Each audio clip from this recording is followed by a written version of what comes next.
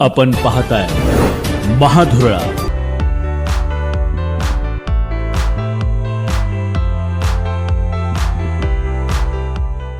नमस्कार. महाधुरळा युट्यूब चॅनलमध्ये मी गुरु बाळमाळे आपल्या सर्वांचं मनापासून स्वागत करतोय. कोल्हापूरचे महापौर पदाची निवड 6 तारखेला होईल. रुपाराणी निकम महापौर आणि अक्षय जरग उपमहापौर होणार हे नक्की आहे. फक्त 6 तारखेला त्याच्यावर शिक्कामोर्तब होईल. गुलाल उधळला जाईल. भाजपचा पहिला महापौर म्हणून रुपाराणी निकम यांना मान मिळेल. उद्या महापौर उपमहापौरची निवड झाल्या दुसऱ्या दिवशी विरोधी पक्षनेता कोण हे निश्चितपणे ठरेल. काँग्रेसच्या वतीनं एक नाव दिलं जाईल महापौरांना आणि त्या नावाची घोषणा महापौर विरोधी पक्षनेते म्हणून करतील.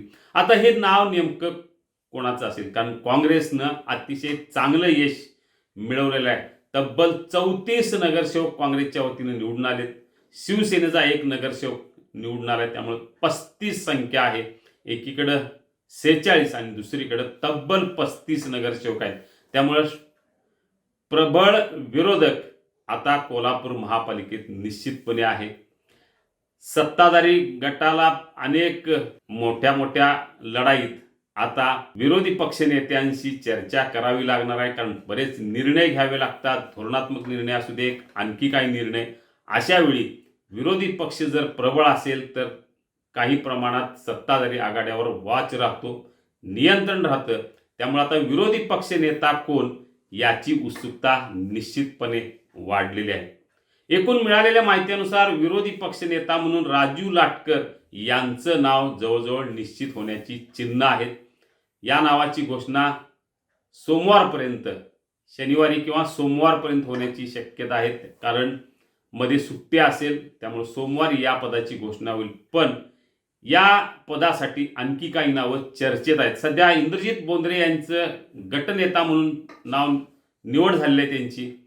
त्यामुळं प्रताप जाधव सरकार यांचंही नाव या पदासाठी पुढे येऊ शकतं. सध्या दुर्वास कदम हे आता थेट महापौर उपमहापौर पदाच्या लढाईत उतरलेले आहेत. उपमहापौर पदाच्या लढाईत उतरलेले आहेत. ते सिनियर आहेत, पण पहिल्यांदाच निवडून आलेले आहेत. दुसऱ्यांदा निवडून आलेले किंवा 2-3 वेळा निवडून आलेमध्ये प्रताप जाधव सरकार आहेत, जयश्री चव्हाण आहेत, सुभाष बुचडे आहेत, अर्जुन माने आहेत आणि प्रवीण केसरकर.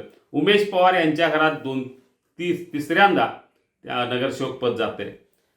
दुर्वास कदम यांच्या घरात दुसऱ्यांदा जाते. पण थेट तिसऱ्यांदा निवडून आलेल्यामध्ये आता दोघं तिघच आहेत. त्यामुळे सध्या तरी राजेश लाटकर यांचं नाव आघाडीवर आहे, ते विरोधी पक्षनेता म्हणून. पण ऐनवेळी प्रताप जाधव यांचा आग्रह होऊ शकतो. त्यामुळं निर्णय काय होणार हे महत्त्वाचं आहे.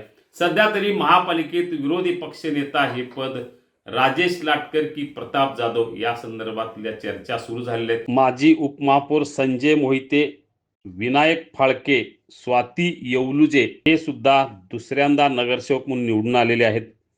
प्रवीण केसरकर दुसऱ्यांदा नगरसेवक म्हणून निवडून आले आहेत. त्यामुळे विनायक फाळके यांच्या सुद्धा नावाचा विचार होऊ शकतो. उद्या संध्याकाळी किंवा परवा दिवशी सकाळी या संदर्भात निर्णय होईल आणि अधिकृत पत्र काँग्रेसच्या वतीनं दिलं जाईल. सत्ताधारी स्ट्रॉंग आहेत, त्यामुळे तसाच स्ट्रॉंग नेता, कायद्याचा अभ्यास, थेट विरोध करणारा, आक्रमक असा चेहरा आता काँग्रेस शोधतोय आणि त्या नावाभोवती आता एकूण शोध मोहीम थांबेल उद्या संध्याकाळपर्यंत किंवा परवा सकाळपर्यंत आणि नावाची घोषणा होईल. बघूया आता कोण होते, राजेश लाटकर की अन्य कुणी. सध्या तरी राजेश लाटकर यांचंच नाव आघाडीवर आहे विरोधी पक्षनेता म्हणून.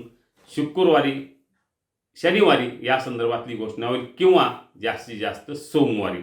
आणखी आता स्थायी समितीचे चेअरमन कोण, परिवहन समिती कोणाकडे जाणार, शिक्षण समिती कोणाकडे जाणार, महिला बाल कल्याण समिती कोणाकडे असणार, या संदर्भातल्या हालचाली आता पुढच्या आठवड्यात बऱ्यापैकी होत राहतील. या सगळ्याची इत्थंभूत माहिती महाधुरळा आपल्याला देत राहील. त्यासाठी आत्ताच सबस्क्राईब करा महाधुरळा युट्यूब चॅनेल. धन्यवाद. हे आहे गोकुळचं श्रीखंड. अगदी जिभेवर रेंगाळणारं. जिभेवरच नाही तर मनावरही रेंगाळणारं. गोकुळ श्रीखंड, मनावर रेंगाळणारं.